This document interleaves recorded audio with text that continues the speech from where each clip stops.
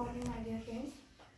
इथे स्क्रीनवर दिले द मोस्ट डिफिकल्ट थिंग म्हणजे आपल्या ब्रेनमध्ये खूप काही चालत राहतं.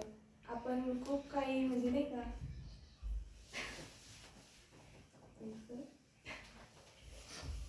म्हणजे आपण खूप काही विचार करतो, जास्त विचार करत राहतो, पण आपल्याला काहीच प्राप्त होत नाही. आपण खूप काही वेगवेगळ्या दिशेने वेगवेगळ्या फील्डमध्ये अभ्यास करतो किंवा काही ना काही आपल्या डोक्यात चालू राहतं, पण वर्ष देखील बदलत राहतो, पण काहीच होत नाही. पण नुसतं एक्सपेक्टेशन करतो, पण आपल्याला काही हाती लागत नाही.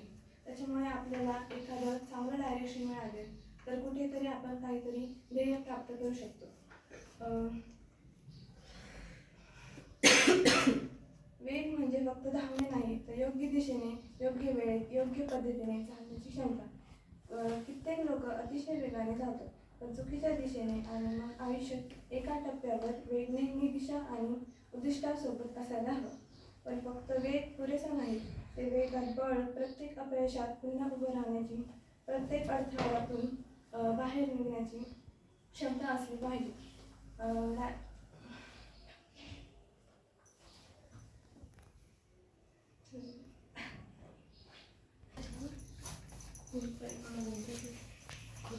वर्ष बदलत जातो, पण आपल्या डोक्यात नेहमी काही ना काही विचार चालूच असतात. पण हातच आहेत म्हणजे आपण खूप विचार करतो, पण कुठे मार्गच सापडत नाही. आपण कॉलेजला स्कूलला जातो, म्हणजे स्कूलनंतर कॉलेजनंतर पण पुढे काय करायचं ते कधीच सुचत नाही. पण म्हणजे असं गाईडलाईन भेटत नाही. पण इथे क्लासमध्ये आल्यापासून सर जी गाईडलाईन देतात ना, तशी कुणीच दिली नाही आत्तापर्यंत.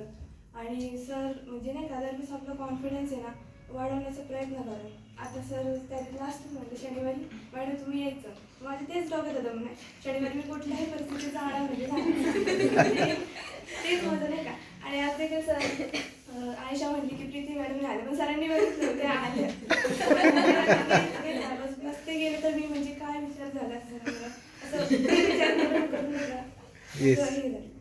म्हणजे ते एखादं जर कोणी आपल्याला चॅलेंज केलं किंवा कोणी काय बोललं तर ते आपण म्हणजे ते वाईट असो किंवा चांगलं असो तर तेच आपण म्हणजे नाही आपल्या डोक्यात घेतलं तर कुठेतरी आपण सक्सेस होऊ शकतो.